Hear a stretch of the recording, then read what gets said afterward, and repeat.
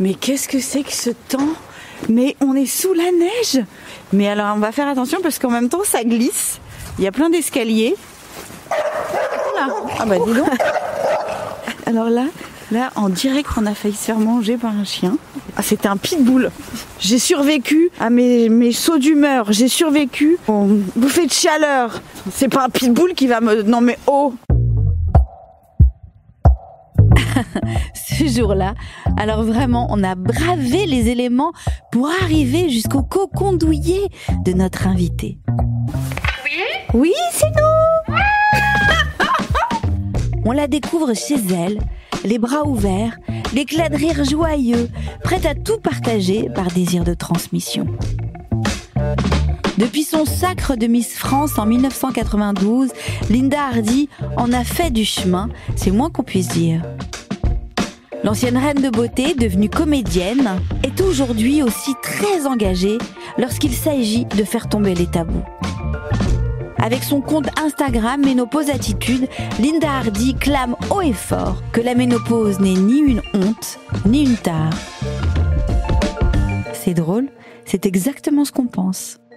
Il était donc vraiment temps qu'on se rencontre.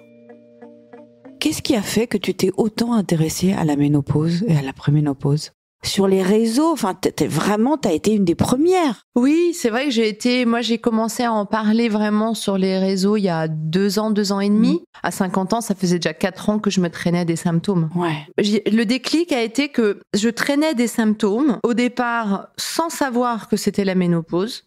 Donc, il y a eu une première phase où je me suis dit, mais c'est pas possible. J'ai des bouffées de chaleur et tout ça. À quoi c'est dû? Donc, j'ai commencé à aller sur Internet, à chercher de l'information. Et là, j'ai trouvé plein de maladies qui donnaient des bouffées de chaleur. Donc, je me suis imaginé que j'avais un cancer. Enfin, voilà. Je suis allée faire des examens. Et là, on m'a dit, bah, non, tout va bien. Mon gynéco m'a dit, bah non, c'est trop tôt, c'est pas la ménopause ou c'est pas la préménopause. Donc, j'étais quand même hyper perturbée. Les analyses montraient pas spécialement que c'était ça. Et en fait, c'était ça. Et je me suis retrouvée à faire cette aventure Danse avec les stars.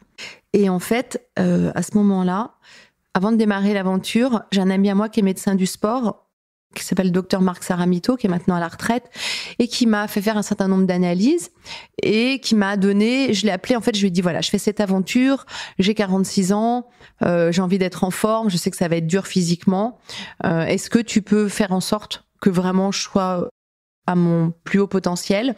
Et donc, il m'a fait un rééquilibrage alimentaire, il m'a complémenté par rapport à certaines choses qui me manquaient. Et j'ai démarré l'aventure comme ça, avec une hygiène de vie géniale, parce que je me suis dit, de toute façon, sinon je tiendrais pas. Et c'était quoi? Ça veut dire quoi, une hygiène de vie géniale? Une hygiène de vie géniale, ça veut dire bien manger le matin, manger des protéines le matin. Ça veut dire à midi prendre toujours des protéines, animales ou végétales, plutôt animales. Ensuite, manger des légumes, manger un peu de légumineuses, des féculents de temps en temps, de l'alcool, mais avec vraiment grosse modération, c'est-à-dire quasiment pas d'alcool, évidemment pas de tabac, peu de sucre, des fruits, mais voilà, ce qu'on appelle les bons aliments, et ils sont assez faciles à identifier, le moins de produits transformés possible. Avec ça, plus... mais 3-4 heures, alors je dis pas qu'il faut faire ça systématiquement, mais en tout cas avec l'entraînement que j'avais chaque jour, en 15 jours, j'avais plus une seule bouffée de chaleur. Ah ouais. Et donc en fait, j'ai compris quelque chose. C'est que je me suis dit, je suis arrivée avec ces symptômes en me disant c'est hyper handicapant, je traîne ça depuis des mois, et en fait, je viens de comprendre, j'ai la clé. La clé, c'est l'hygiène de vie. Donc, je me suis dit, c'est quand même génial. Je fais du sport, je mange super bien. Et là, ça part. Et ensuite, quand donc l'aventure a duré 3 mois pour moi. Au bout de 3 mois, moi, évidemment, j'en avais ras-le-bol de faire 3-4 heures de sport par jour. Donc, j'ai tout arrêté du jour au lendemain. Je me suis mise à remanger des conneries, du sucre, enfin bon, tous les trucs que j'aime à la base. Et en un mois, elles sont revenues. Elles sont revenues au même rythme qu'avant. Ouais. Donc, j'ai compris, en fait. Et je me suis dit, mais c'est pas possible. Parce qu'en fait, je viens de découvrir ça. Mais ça, toutes les femmes doivent le savoir, et elles doivent surtout pas s'imaginer que cette période, on ne peut rien faire, et qu'il n'y a pas moyen d'aller améliorer cette qualité de vie et d'aller contrecarrer tous ces symptômes que l'on a au quotidien. En fait, il y a des choses à faire. Donc, moi, ça y est, j'ai compris. il va falloir maintenant que j'essaie de prêcher la bonne parole et en tout cas que les femmes comprennent qu'elles sont pas seules et que c'est pas une fatalité et qu'il y a des choses qu'elles vont pouvoir faire au quotidien pour aller mieux.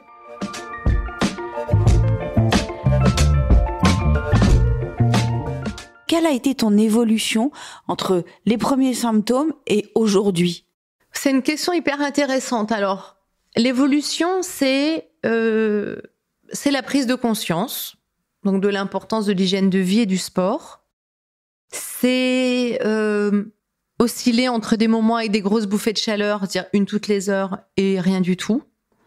Toujours le rien du tout est lié à une très bonne hygiène de vie, tout le temps. Voilà, chaque fois que je pars en cure, faire des détox, machin, en 5 jours, j'ai plus rien. Le côté brouillard mental, au début, ça me gênait beaucoup. Maintenant, je le vis mieux. Et puis, je prends des petits trucs aussi pour m'aider. T'as aussi, par exemple, pour la mémoire, on a tendance à perdre la mémoire. Tu as des huiles essentielles que tu peux sentir, ça peut paraître tout con, mais le romarin à cinéole, par exemple, en huile essentielle, ça marche très très bien. Après, j'ai trouvé aussi des solutions dans des choses qui m'ont aidé au quotidien. Genre quoi, par exemple ? Par exemple, moi, je prends du glutathion tous les matins. Le glutathion, j'ai découvert ça il y a 2 ans. Alors, est-ce que tu peux justement, pour les personnes qui ne savent pas ce que c'est, qu'est-ce que c'est ? Le glutathion, c'est un antioxydant que l'on a naturellement dans le corps et que l'on perd au fur et à mesure que l'on avance dans l'âge. Que l'on perd, ou en tout cas on en a de moins en moins. Le glutathion a un fort pouvoir, donc antioxydant. Ça veut dire qu'il va agir directement au niveau de la détox du foie. Et donc quand on détoxifie le foie, on a moins de bouffées de chaleur. C'est comme ça. C'est pour ça d'ailleurs que moi, chaque fois je vais faire des détox végétales et tout ça, en très peu de temps, comme je détoxifie le foie, j'ai plus de bouffées de chaleur. Donc ça m'a vraiment aidé. Quand j'allais sur des tournages et que j'en parlais librement, d'un seul coup, la parole se libérait, que des femmes me disaient « Ah oui, mais moi, tu vois, par exemple, j'ai ça, ça et ça. » Alors qu'en fait, au départ, chacun est dans son coin, personne à ne rien parlait. dire, et personne disait rien. C'est comme un espèce de truc honteux. Et moi, ce qui était une réalité, c'est que vraiment, ça a toujours été plus facile pour moi d'en parler que de ne pas en parler. Parce que quand on est sur un tournage et qu'on a des bouffées de chaleur, si je préviens pas mon réalisateur, tout d'un coup, je m'arrête en plein milieu d'une scène où je deviens rouge écarlate, il comprend pas pourquoi. À aucun moment, tu t'es sentie jugée ? Non. Non. Bon, les réflexions que j'ai souvent eues, c'est « Oh là là, qu'est-ce que t'es courageuse !» Alors ça veut dire tout ce que ça veut dire, t'es courageuse. Ça veut dire qu'en fait, il y a beaucoup de peur derrière ça. Si quelqu'un pense que c'est du courage que d'aller parler de cette période de vie qui est naturelle chez toutes les femmes et que l'on traverse toutes, si on pense que j'ai du courage de faire ça, c'est que les femmes pensent que en parlant, potentiellement, il peut y avoir des répercussions. Complètement. Moi, c'est vrai que là-dessus, c'est une force, c'est qui je suis. Je dis pas que le regard des autres ne m'intéresse pas, mais en fait, c'est plus important pour moi de me sentir bien avec quelque chose que de rentrer dans le moule pour faire comme tout le monde. T'as toujours été comme ça ? Oui, globalement. Ouais. J'ai toujours et plus jeune, j'étais pire encore, c'est-à-dire que j'étais vraiment, je me posais pas. Mon bien-être est toujours passé avant les potentielles répercussions. Voilà, je dis au hasard, quand j'avais 26 ans, que j'étais sur l'émission Tout le monde en parle, et que au bout de 4 mois, c'était devenu un enfer absolu, et que j'ai décidé que c'était terminé, qu'on me traiterait pas mal, et que je partirais. Et j'avais, à l'époque, j'étais très amie avec Jean-Luc Delarue. Jean-Luc me disait, mais tu peux pas, tu te rends pas compte, 39% de part de marché le samedi soir, tout le monde en rêve, et toi t'es là et tu veux partir. J'ai dit, mais moi je m'en fiche en fait des 39%. Moi je suis pas bien, je me réveille le matin, je suis malheureuse. Ouais. Donc en fait je pars, c'est tout. J'ai pas à subir sous prétexte de quoi ? Sous prétexte que ça se fait pas, parce qu'il me disait ça se fait pas, personne ne part en plein milieu d'année. J'ai dit c'est pas grave, je serai la première. Qu'est-ce qui s'était passé déjà ? C'était passé que, enfin voilà, j'étais vraiment la potiche de service, que je bossais comme une malade, que j'étais pas hyper bien traitée, et qu'il y a un moment, j'étais pas à la recherche de la notoriété. On m'a connue avant, on m'a connue après. Pour moi, c'est une parenthèse. Si ça s'était super bien passé, évidemment, je serais restée et j'aurais été très heureuse. Mais à partir du moment où ça se passait pas bien et où ça compromettait ma santé mentale. En fait, j'ai dit non. En fait, il y a qui mérite aujourd'hui dans nos vies, qui mérite d'aller entacher notre santé mentale ? En fait, qui a le droit de nous maltraiter et d'aller faire en sorte qu'au quotidien, potentiellement, on se sente mal, on se sente dévalorisé dans notre être. Personne. Alors moi, je peux te donner une petite liste personnellement. J'ai une petite liste qui le font vraiment très très souvent pour moi. Mais en t'écoutant, je me dis qu'effectivement, on devrait penser comme toi. C'est difficile parce que on a tout notre parcours, on a tout ce qu'on a vécu. Il y a des femmes qui se font maltraiter tout le temps et en fait pour qui c'est devenu une habitude. Et pour moi, qu'on me traite bien, mais c'est même une question de survie, c'est-à-dire que dans ma vie de tous les jours, je suis profondément affectée quand je ressens que quelqu'un me manque de considération. Pour moi, le respect, la considération de l'autre est vraiment hyper importante. Moi, je suis à un niveau de ma vie où, en essayant évidemment de garder de la souplesse quand il faut en avoir, mais quand c'est stop, c'est stop.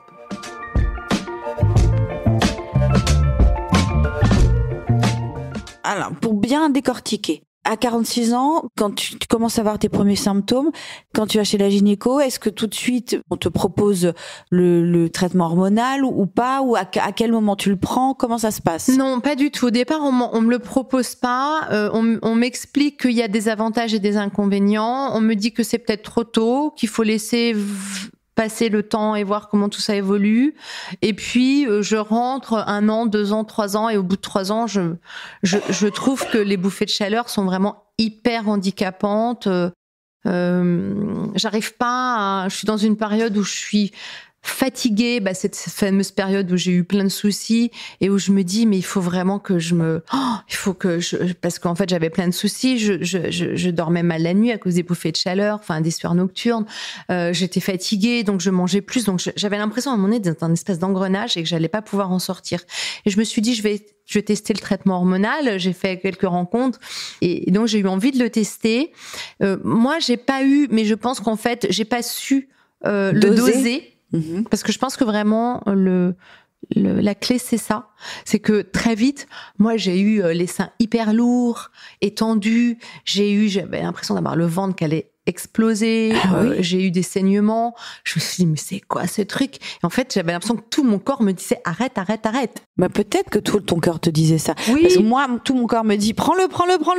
Donc oui, ça dépend. Mais après j'ai compris plus tard, une fois que j'avais arrêté, que finalement, parfois on passe par des phases où il faut... Moi j'ai mis 6 mois. Voilà, et il faut trouver la bonne dose, etc. Tout à fait. J'ai pas d'avis, je vois quand même beaucoup de femmes que ça aide énormément. Il semblerait effectivement que c'est quand même une influence non négligeable sur tout ce qui est ostéo-articulaire et que ça soit protecteur pour les maladies cardiovasculaires potentielles.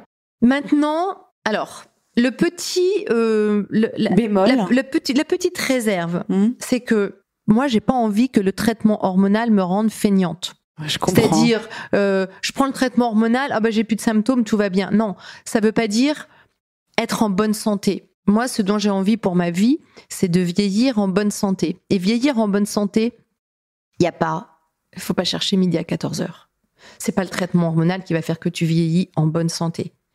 Et en bonne santé, être en bonne santé, ça n'est pas ne pas être malade. Être en bonne santé, c'est avoir de la vitalité. On oublie souvent. On croit qu'on est en bonne santé quand on n'est pas malade. Non, on est en bonne santé quand on a beaucoup de vitalité, quand on a de l'énergie, quand on peut faire les choses. Donc, pour moi, la base pour vieillir en bonne santé, c'est de manger le plus souvent possible correctement et de bouger. Et puis aussi de prendre soin de sa santé mentale. Il faut oublier tout ce qu'on nous a dit. Ah, pourquoi ? Parce qu'en fait, on nous dit depuis des années, des décennies, on considère que la femme, à partir de 50 ans, elle est plus belle, elle est plus désirable. Je vais schématiser, elle est vieille, moche et fripée. Bon. En fait, on l'est pas. Déjà, de base. Il suffit de nous regarder. Enfin, on est des on est des bombes atomiques. Mais ouais. Voilà. Et donc, déjà, j'ai envie de dire, stop. On nous a fait croire qu'on était acheté à la poubelle. Ok. Bon, sauf que où on nous a fait croire que les femmes vieillissaient beaucoup moins bien que les hommes. C'est pour ça que par exemple sur mon compte Ménopause Attitude, à un moment donné, j'ai mis des photos, j'ai mis des couples mythiques du cinéma, j'ai mis Robert De Niro, Meryl Streep à 25 ans, 30 ans, et je les ai remis quelques années plus tard, mais on voit clairement que Meryl Streep, elle est plus belle que Robert De Niro aujourd'hui. Ouais, c'est vrai. Il y avait une plus grosse différence d'âge, mais il y avait Nathalie Portman et Jean Reno. Pardon, mais enfin Nathalie Portman, on la voit aujourd'hui, c'est quand même juste une bombe atomique. Et j'ai même mis une photo d'un de mes camarades avec qui je suis sur scène en ce moment, et avec qui j'ai démarré dans section de recherche il y a plus de 15 ans. Donc, il s'est passé plus de 15 ans. Il y a une photo de lui et de moi il y a 15 ans et une aujourd'hui. Et très honnêtement, il y a un moment où on peut se dire « Oh putain, elle a pris cher par rapport à lui. » Donc, c'est vrai, c'est très fort d'ailleurs. C'était une belle idée de faire ça. Donc, d'où en fait, on nous a expliqué le contraire. Et d'où en fait, c'est rentré dans les croyances de notre société que les femmes, enfin moi je suis désolée, je vais au restaurant, je vois des fois une femme de 50 ans avec son mari qui a 50, je constate quand même souvent que les femmes à qui on demande toujours d'être belles, machin, qui essayent toujours quand même de faire beaucoup d'efforts sur tous les sujets, je suis désolée, je vais être bobonne, elle est plus bonasse que monsieur. Quand je dis bobonne, c'est vraiment péjoratif. Mais voilà, moi je vois des hommes de 50, 60 ans qui se laissent aller, qui ont des bides énormes, etc. Donc il y a un moment, j'ai envie de dire, voilà, posons-nous, regardons la réalité. Donc déjà, on oublie ce qu'on nous a raconté. On oublie ce qu'on nous a dit. Non, nous ne sommes pas vieilles, moches et fripées. Ok. Première chose, ni ensuite, à 50, ni à 60, ni après. Ok. Ensuite, la ménopause n'est pas une fatalité. Ça ne nous définit pas en tant que femme. Ça n'est pas parce que c'est quand même fou d'avoir à un moment donné, et ça c'est encore quelque chose qui est ancré dans notre société, c'est quand même fou de se dire que la femme est valorisée ou non valorisée en fonction de sa capacité à faire des enfants. Tu peux procréer, tu vois, c'est génial. Tu peux plus procréer, allez, à la poubelle, ma bonne dame. C'est fini, salut, au revoir. En fait, d'où en fait le fait de pouvoir procréer ou pas nous définit dans ce que nous sommes. Non, en fait, d'abord, il y a des femmes qui n'ont pas du tout envie d'avoir d'enfants et c'est respectable, chacun fait comme il veut. Il y en a qui peuvent pas en avoir. Donc, il y a un moment, ça c'est pareil. Ça veut dire quoi ? Ça veut dire que, je vais être un peu brutale, mais ça veut dire que au lit, on est moins bonne si on est capable de faire des enfants ou de pas en faire. Il est où le rapport ? Ce qui en plus complètement débile, dans le sens où plus on avance dans l'âge, mieux on sait qui l'on est, plus on est libre. Meilleur on est. Excusez-nous, je fais un petit appel, l'air de rien.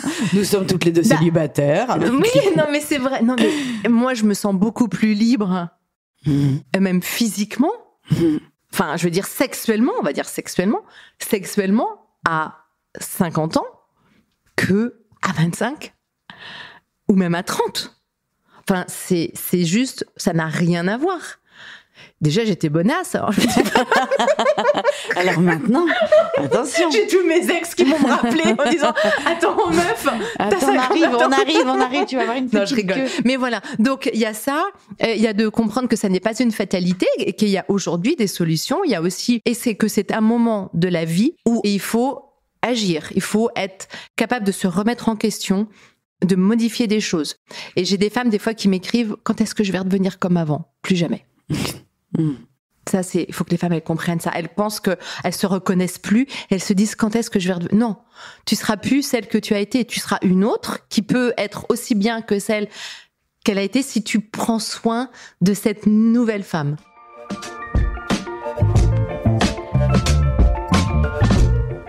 Justement, il y a des solutions. C'est quoi les solutions? Déjà, la première chose, c'est l'hygiène de vie. Ce qui est assez injuste durant cette période, c'est que comme d'un point de vue hormonal, donc on a une baisse des œstrogènes qui est conséquente et que donc voilà, le fonctionnement métabolique n'est plus le même. C'est-à-dire que par exemple, je dis au hasard, si à l'âge de 30 ans, on pouvait consommer, c'est un chiffre, je ne vous dis pas que c'est ça qu'il faut retenir, mais 2000 calories par jour, à partir du moment où on rentre sur cette période de préménopause et de ménopause, ça veut dire que peut-être qu'on pourra en consommer plus que 1003 ou 1004. Donc ça veut dire quoi? Ça veut dire que typiquement, si on ne réduit pas son assiette, ou qu'on ne mange pas mieux, ou qu'on ne fait pas du sport, pour brûler davantage de calories. Ouais, La prise bien de poids, sûr. elle est inévitable. Tu dois bouger plus, manger moins. Mais en même temps, bouger plus, manger moins, même moi, ça m'emmerde. Hein. Moi, Mais quand je on sais, me l'a mais dit, moi aussi. moi, quand ma gynéco elle m'a dit ça, j'ai dit quoi? Mais Je moi, sais. j'ai pas envie de manger moins, en fait. Mais moi, non, bon, mais moi, j'ai pris 10 kilos. Ouais. Bah, moi aussi, j'ai pris 10 kilos. Bon, bah, voilà. Mais, et Enfin, puis, 7. et après, J'en ai perdu un non, moi peu. je dis, j'exagère un petit peu, mais oui, j'en ai pris 7. Alors c'est sûr que je suis un peu plus enrobée de partout. Il y a quelques jours, j'étais avec mon coach de sport et puis je lui ai dit, franchement, j'en ai marre. Je fais 2 heures je te vois 2 fois par semaine. Bon, c'est quand même des efforts et je les ai quand même toujours, mais 7 kilos en plus et tout. Puis à un moment donné, je lui dis, mais en fait, j'en ai marre d'être. Je vais faire quoi? Je vais rechercher à être celle que j'étais à 25 ans. Qui Donc, rentrait non. dans des critères parce que j'étais mannequin à l'époque et puis en fait non.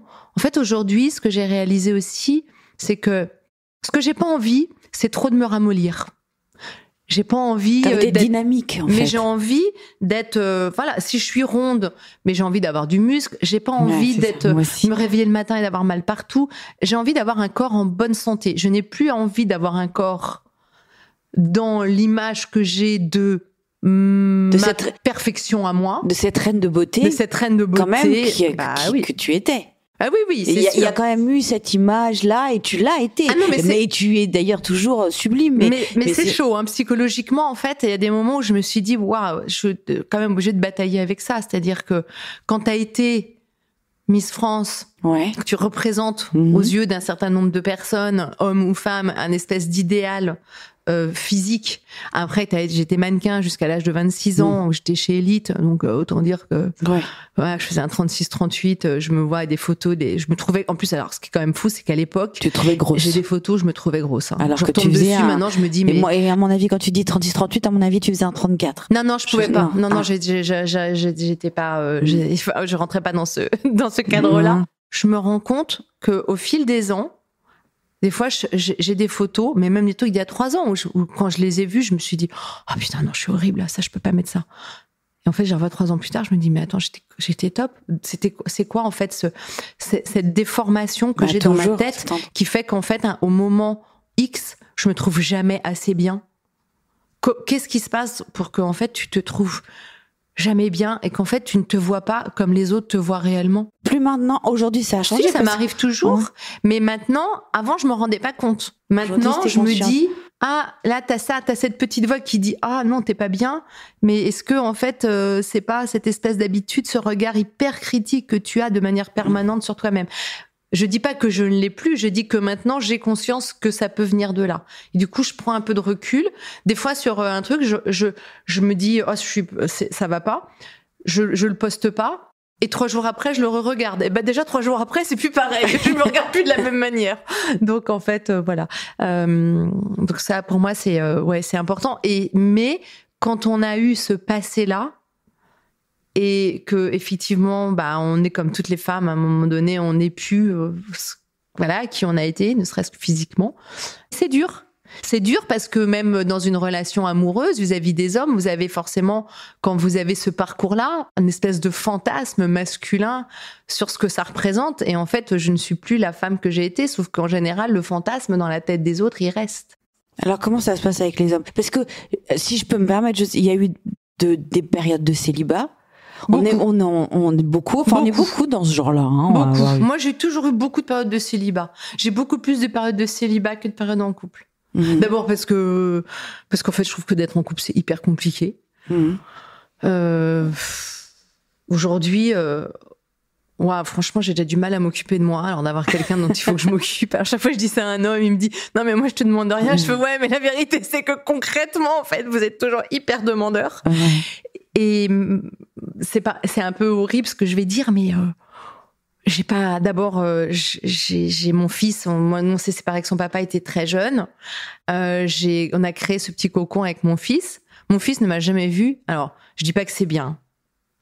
Parce que parfois, je me dis, qu'est-ce que ça aura comme influence pour lui dans sa vie amoureuse, sentimentale, affective? Mon fils ne m'a jamais vu avec un homme. Mmh.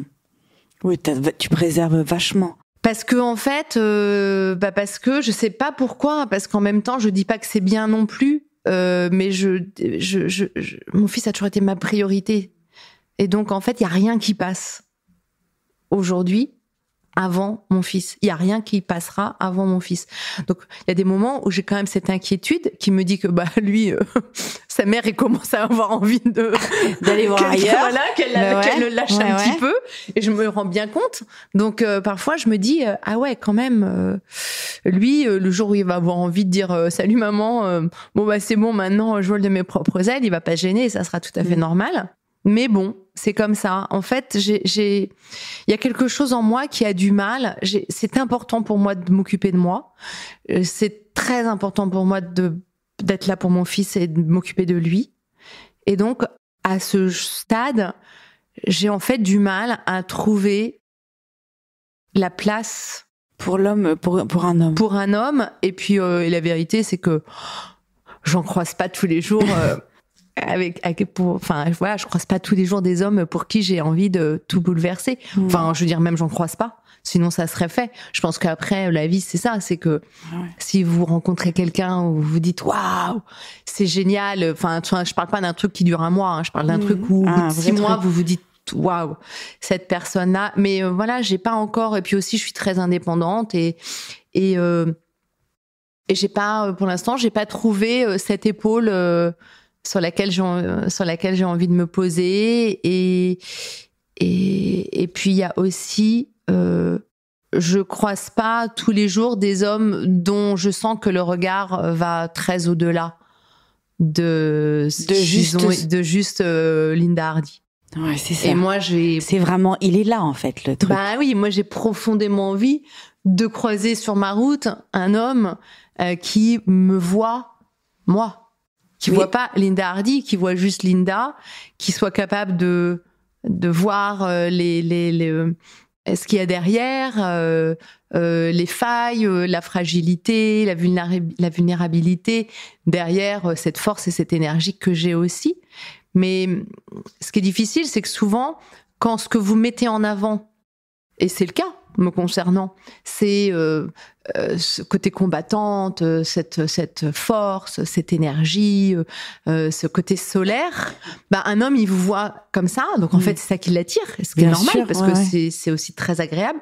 Puis d'un seul coup, quand on creuse un petit peu et puis qu'on découvre tout ce qu'il y a derrière cette carapace, il y a beaucoup d'hommes qui se disent oh waouh, c'est pas du tout ce que j'avais vu au début, ça va pas du tout.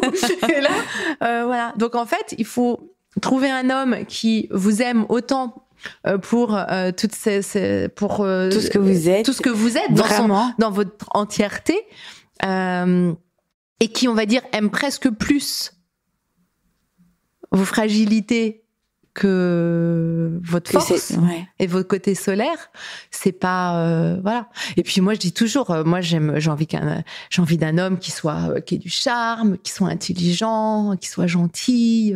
J'ai pas envie d'un sac à dos. En fait, quand je fais la liste, voilà. En fait, j'ai envie de quelqu'un qui m'amène plus que ce que je suis capable de m'offrir moi. Mais c'est pas à m'offrir matériellement. Hein. C'est aujourd'hui, je me considère suffisamment. J'ai pas besoin de l'autre pour m'aimer, et même s'il y a encore du travail à faire. Donc, j'ai pas besoin d'un homme pour ça. J'ai vraiment besoin d'un compagnon de route. J'ai bien aimé l'idée du sac à dos. J'ai pas besoin d'un sac à dos. Ah non. Ça, je trouve ça pas mal. Ah oui. Je trouve ça assez fort. Je vais le ressortir, ça. Ah oui, le sac à dos, c'est la personne qu'on porte à bout de bras. Pas mal, ou pas mal. On aide financièrement. Alors, je dis pas qu'il faut pas aider l'autre financièrement, mais moi, je suis passée par tout ça. Je me dis, j'ai envie qu'on me laisse un peu tranquille. T'es trop mignonne.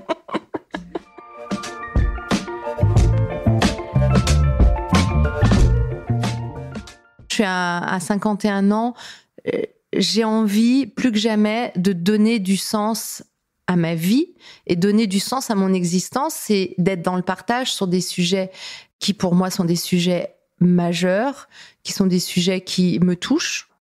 Je crois que depuis toute petite, j'ai toujours ressenti ça. Je pense qu'il y a une part de moi qui a envie d'aider les autres, d'apporter... Alors des solutions, je sais pas, parce que chacun doit aussi trouver ses propres solutions, mais je dis toujours, il faut ne pas se résigner, mais être quand même dans l'acceptation, ne pas subir et continuer le parcours pour apprendre à s'aimer. Oh, ben voilà, mais c'est le mot de la fin. Continue le parcours pour apprendre à s'aimer. Allez, moi je suis d'accord. Je le vis à fond. C'est ce que je suis en train de faire. C'est mon parcours de toute façon.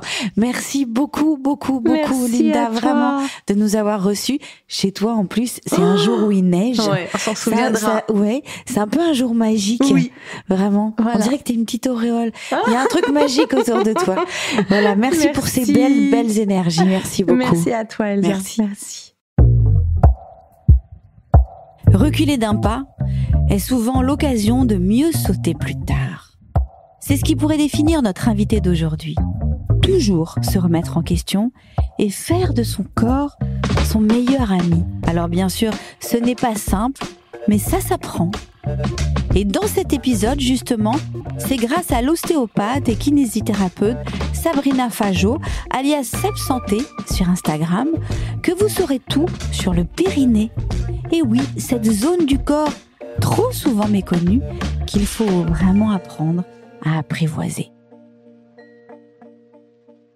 Alors, à la ménopause, du coup, on a une chute hormonale d'œstrogène et de progestérone qui fait que cette chute définitive d'hormones féminines entraîne une modification tissulaire.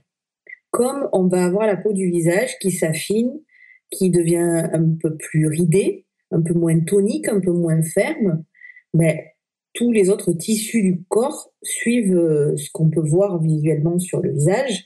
Donc au niveau du périnée, on a la peau du périnée, la peau de la vulve qui s'affine, on a les fascias, donc ce qui est sous la peau, ce qui tient les tissus, et on a les muscles qui deviennent un petit peu moins forts, un petit peu moins toniques. On appelle ça la trophicité tissulaire dans notre jargon. Ça veut dire que c'est moins épais, moins rebondi. Tout ça, ça tient la vessie, ça tient l'urètre, et en fait, ça met en lumière des problématiques qui, en général, quand même, étaient là un petit peu avant. C'est-à-dire que la toute petite goutte quand on éternue très très fort, ou la petite gêne quand on rigole fort ou qu'on tout saute, mais qu'on n'a pas pris en considération parce que c'était pas grave, et quand le périnée s'affaisse ou quand le périnée est un petit peu moins fort, qui fait moins bien son travail, ça met en lumière un peu plus de fuite urinaire. Et là, on commence à être gêné et on commence à être embêté par ça. Et en fait, on a l'impression que c'est arrivé d'un coup. Mais ça arrive rarement d'un coup, en fait. Il y a déjà eu des signes avant-coureurs qu'on n'a pas su voir ou qu'on n'a pas su écouter. Une femme sur 3 connaîtra des fuites urinaires au décours de sa vie. Il y a une partie qui les connaîtront toutes jeunes. Il y a des enfants qui ont des fuites urinaires. Une partie qui les connaîtront adolescentes et jeunes adultes sur les sportives. Il y a beaucoup de sportives qui ont des fuites urinaires. L'autre partie, c'est autour du postpartum, autour de la grossesse et du postpartum. Et le plus souvent, la dernière partie, c'est autour de la ménopause. Donc, il faut comprendre, c'est que la meilleure rééducation, c'est l'éducation et la prévention. C'est une zone qui est taboue, le périnée, parce que c'est pipi, caca, cucu. Tous les trucs qu'on veut cacher, dont on ne veut pas parler. Alors, effectivement, qu'on ne va pas se présenter en société en disant « Bonjour, je m'appelle Sabrina, j'ai des fuites urinaires ». Non. Mais quand vous allez dans le huis clos d'un cabinet médical, vous avez la liberté de parler de tout ça. Les choses taboues dans un cabinet médical n'ont plus lieu d'être, en fait. Les réponses thérapeutiques, elles existent, et que c'est pas parce que le professionnel de santé qui vient de vous recevoir ne les a pas, que quelqu'un d'autre ne les a pas non plus. N'hésitez pas à chercher, vraiment. Et en fait, on sait par des études scientifiques internationales que ce qui permet de protéger le plus le périnée, c'est l'éducation. Donc, c'est de savoir qu'on en a un déjà, avoir conscience qu'il est là, et dans la prise de conscience périnéale, il y a savoir que le serré, c'est serrer, remonter, c'est pas qu'à l'arrière, c'est pas que le sphincter de l'anus, c'est aussi devant, rapprocher les lèvres internes, contracter le sphincter urétral pour pouvoir stopper les urines, mais aussi comprendre que ça fonctionne avec les abdos et la respiration. Et en fait, quand on parle de fuite urinaire à la ménopause, il faut savoir qu'il y a plusieurs types de fuites urinaires. Les plus connus, c'est des fuites urinaires par urgenturie et des fuites urinaires à l'effort. Les fuites urinaires par urgenturie, c'est la vessie qui dysfonctionne. Ça veut dire qu'elle a tendance à trop vouloir se contracter toute seule et à vouloir évacuer les urines quand c'est pas le moment. En plus, ça génère du stress, et donc ce stress, augmente l'envie de la vessie de se contracter. On a tous connu ça, on doit monter sur scène, on a des partiels importants, on a un spectacle, on a un entretien d'embauche, on a envie de faire pipi toutes les 3 minutes pour rien. Forcément, si en plus on rajoute du stress, on a encore plus envie de faire pipi pour rien. Donc ça se rééduque. Et l'autre partie, c'est les incontinences urinaires à l'effort. Et les incontinences urinaires à l'effort, ça sous-entend de prendre en considération tout le caisson abdominal, donc le diaphragme, donc on doit parler de respiration, et tous les abdos, et forcément le périnée qui ferme en bas le caisson abdominal. Donc quand on parle de fuite urinaire à l'effort, c'est surtout un déséquilibre entre la force abdominale et la force du périnée. On se focalise sur le périnée, et comme c'est le truc un peu tabou dont on n'entend pas parler, mais quand on a une information sur le périnée, on se jette sur le périnée. Alors qu'en vrai, savoir faire des abdos et savoir faire des bons abdos, ça reste quand même un bon moyen de protéger son périnée tout au long de sa vie, encore une fois. Parce que finalement, si on veut éviter les fuites urinaires à la ménopause, c'est d'avoir été éduqué au périnée tout au long de sa vie. Ce qui est important, en fait, de comprendre, c'est que les sages-femmes, elles rééduquent le périnée des femmes qui ont eu un enfant. Mais les kinés rééduquent le périnée de tout le monde. Des hommes, des enfants et des femmes qui n'ont pas eu d'enfants, et des femmes qui ont eu des enfants, d'ailleurs, mais aussi des abdos. Sachant que les sages-femmes, ça fait pas partie de leur décret de compétence de faire la rééducation abdominale. Donc du coup, si vous avez une problématique de périnée, mais que vous n'avez jamais eu d'enfant, que vous n'avez jamais accouché, ou que vous êtes très sportive et que vous voulez bien reprendre vos abdos, pensez à aller voir un kiné qui est formé. Nous, on a une association nationale qui s'appelle la FREP, l'Association française de rééducation en pelvipérinéologie, AFREPP. Là, il y a un annuaire où on peut trouver quelques kinés formés. Moi, ce que j'aimerais, c'est qu'il y ait aussi tous les coachs sportifs qui sont en capacité de donner les bonnes indications. Parce qu'en fait, c'est pas bien compliqué. Là, pour tous les auditeurs et les auditrices, s'ils veulent savoir comment bien contracter le périnée, c'est déjà de savoir que quand vous contractez votre périnée, vous avez plutôt tendance à avoir l'impression que ça remonte, et pas que ça pousse vers le bas. Et pour bien contracter les abdos, c'est de comprendre que ça se passe en dessous du nombril. Si vous contractez au-dessus du nombril, on appelle ça un ceinturage, c'est pas terrible, ça a une tendance à pousser vers le bas. Nous, on veut que ça contracte en dessous du nombril, si possible le plus près possible du pubis, et que le ventre y rentre, voire qu'il remonte. Et la bonne sensation quand vous contractez vos abdos, c'est un peu comme si vous mettiez un baudrier d'escalade. Vous avez l'impression que vous êtes maintenu et où les organes du petit bassin, ils sont comme donc remontés d'un coup. Donc quand vous rentrez le bas du ventre, il rentre, il remonte, le périnée suit, il remonte aussi, et là tout est maintenu. Ça, c'est une bonne contraction abdominale. C'est pas parce que ça se déclenche à la ménopause que ça y est, c'est trop tard et qu'il n'y a plus rien à faire. Au contraire, il y a énormément de choses à faire. Évidemment, la rééducation, apprendre à bien se servir de son périnée et de ses abdos. Il y a aussi des solutions que les gynécologues, que les médecins peuvent proposer, avec la supplémentation hormonale.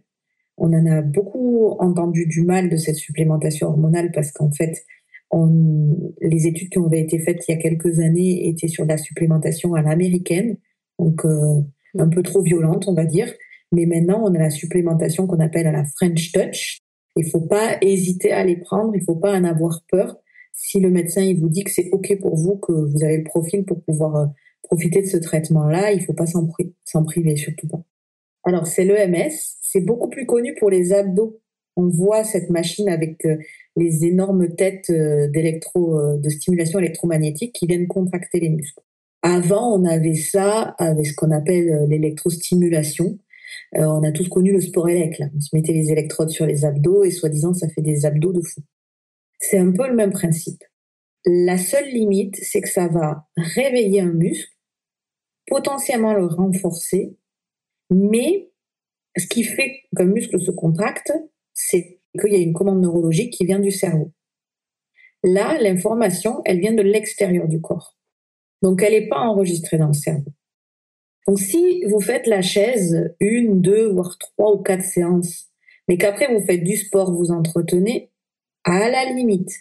Mais sinon, vous risquez de vous retrouver à devoir faire la chaise, en fait, tous les ans, ou tous les 6 mois même. Et ce qui m'embête un peu sur ce plan-là, c'est que c'est des appareils très chers. Donc, souvent, c'est pas pris en charge par la sécurité sociale et c'est très cher. Donc, c'est souvent pas des rééducateurs qui les ont, c'est souvent des médecins qui savent pas rééduquer, parce qu'ils sont médecins, mais ils sont pas rééducateurs. Et en fait, ils vendent ça comme un outil miracle. Mais derrière, ils amènent pas la solution thérapeutique complète. Et ils préviennent pas qu'il va falloir recommencer de nombreuses fois. Et moi, je préfère autonomiser les patientes. Clairement, à 50 € la séance, s'il faut en faire entre 6 et 10, ça fait 300 ou 500 €, c'est l'abonnement annuel à un club de gym. Et pour leur santé, il faut mieux aller faire du sport, il faut mieux aller dans une salle de sport, faire le lundi un cours de pilates, le mercredi un cours de Latino Vibes et le samedi un cours de step et entre deux aller marcher, que faire ces séances tous les ans. Normalement, une rééducation, allez, autour d'une ménopause, si on fait entre 8 et 15 séances, déjà on a fait ce qu'il fallait, quoi. Merci à Sab Santé pour sa pédagogie. En plus de ses super conseils sur Instagram, vous pouvez lire son livre In Périnée We Trust aux éditions First. Merci à Linda Hardy, partenaire de lutte avec son compte Instagram Ménopause Attitude, qui est en ce moment en tournée au théâtre avec la pièce Vive les vacances ou pas. Cet épisode a été réalisé avec amour et soin par Marie Braun, mixé par Célia Brondeau et mis en musique par Alban Claudin.